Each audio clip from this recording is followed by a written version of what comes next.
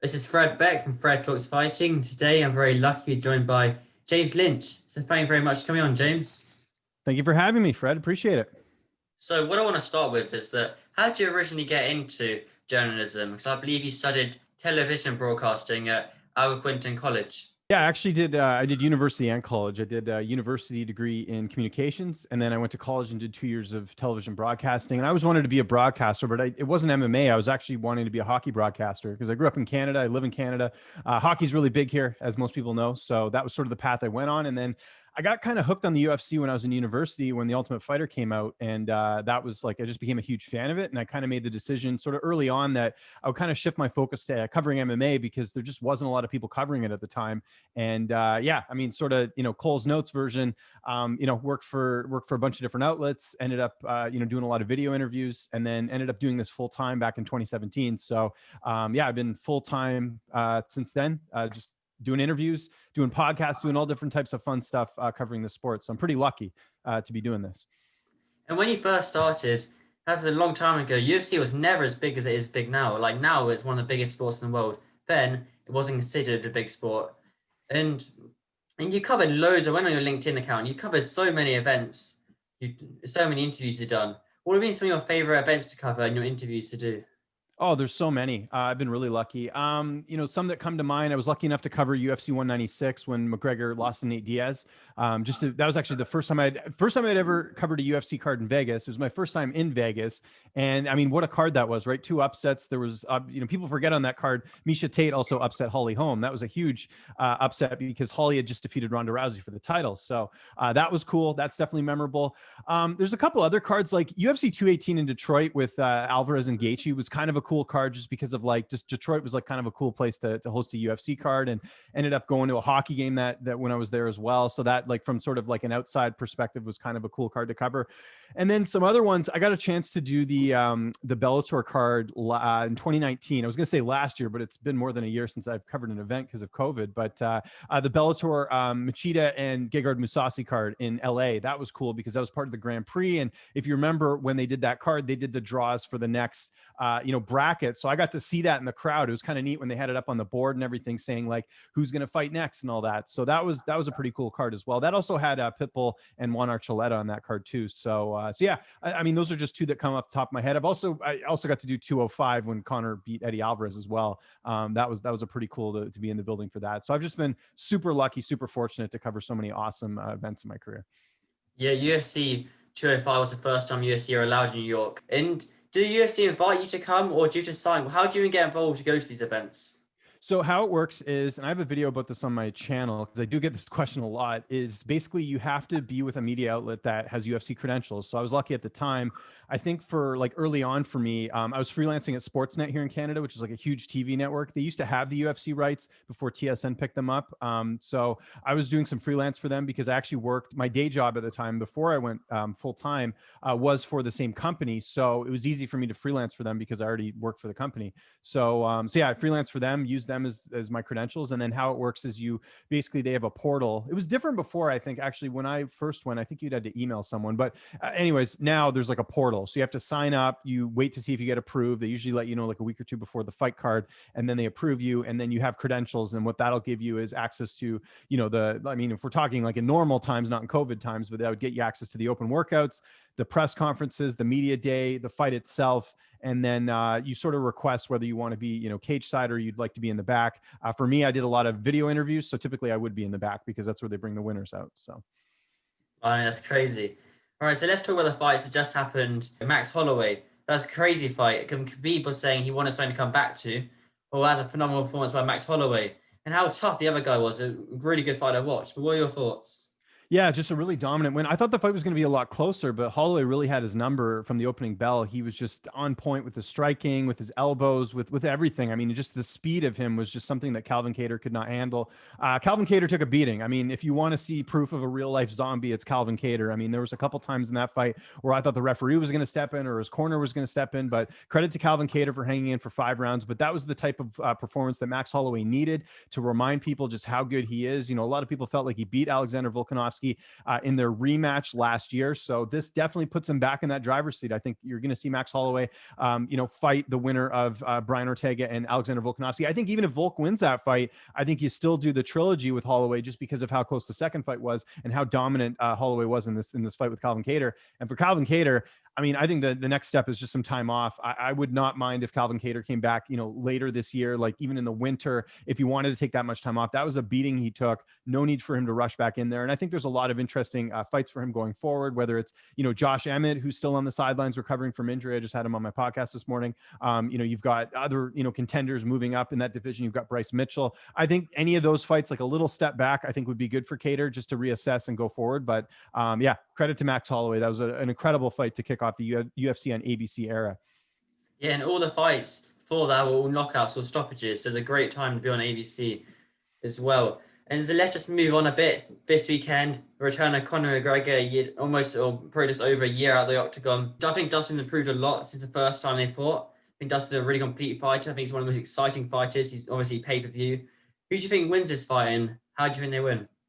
Well, I'm going to give you my pick right off the bat. I think Conor wins. I think he wins by knockout. But I gotta admit, there's a lot of people not really giving Poirier credit. I think we've seen this. First off, it's a much different fight. If people think it's going to be the same fight, not at all. Different weight class, right? Poirier's had a lot of success at 155 since moving up in 2016, and same thing with Conor. I mean, I think he's better not depleting himself of that much weight. The other thing is when Dustin fought Conor for the very first time, he'd only been, I think, a couple camps in at American Top Team, so he was kind of new. Prior to that, he was mainly training in Louisiana and just not getting the type of training he needs to compete at a high level. So, now he's sort of one of the leaders, one of the veterans at American Top Team. So I think he's coming from a good camp.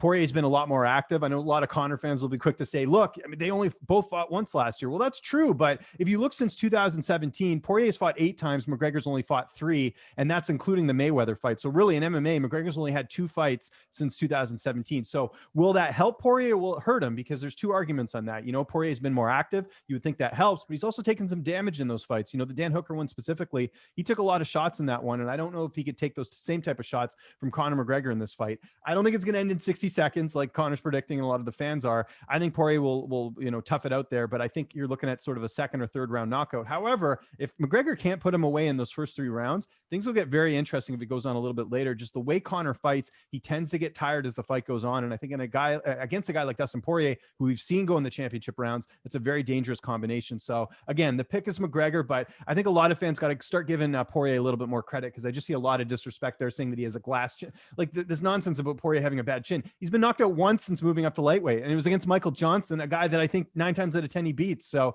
I think this argument of Poirier having a bad chin is out the window. He's fought Hooker, he's fought Gaethje. Last time I checked, those guys have knockout power. So yeah, I think Conor will win, but I think it'll be closer than people are giving it credit for. I mean, Dustin, he's been in loads of wars. He's been in the war with Max Holloway, Justin Gaethje, Eddie Alvarez. Well, not so much Eddie Alvarez, but Eddie Alvarez. And then the war against, who was the last fight? Sorry. Dan Hooker, yeah. Dan Hooker as well.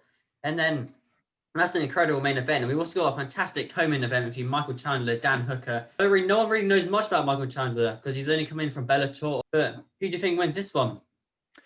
So a couple of things. Hooker's actually coming off the loss to Poirier heading in here, and Chandler actually lost to Pitbull a couple fights ago. He was knocked out in that one. So it's interesting to see how this will go, because it's not like we're having like an undefeated fighter coming from Bellator and taking this fight. It's Michael Chandler who's, he's lost a few, like you said, Will Brooks and Pitbull.